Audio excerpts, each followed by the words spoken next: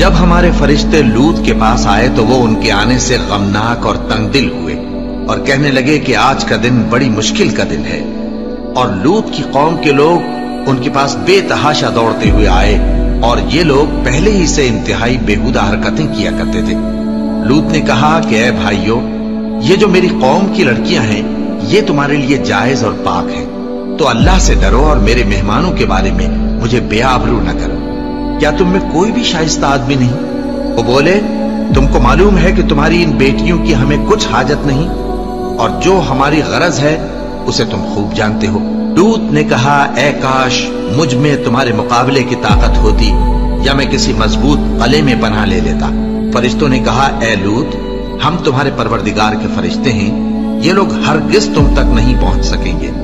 तो कुछ रात रहे से अपने घर वालों को लेकर चल दो और तुम में से कोई शख्स पीछे मुड़कर न देखे, मगर तुम्हारी बीवी के जो आफत उन पर पड़ने वाली है वही उस पर भी पड़ेगी।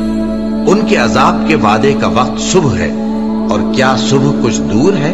फिर जब हमारा हुक्म आया हमने उस बस्ती को उलटकर नीचे ऊपर कर दिया और उन पर पत्थर की तह बतह कंकरियां बरसाईं जिन पर तुम्हारे परवरदिगार के हाथ से निशान किए हुए थे, और वो बस्ती उन जालिमों से कुछ दूर नहीं।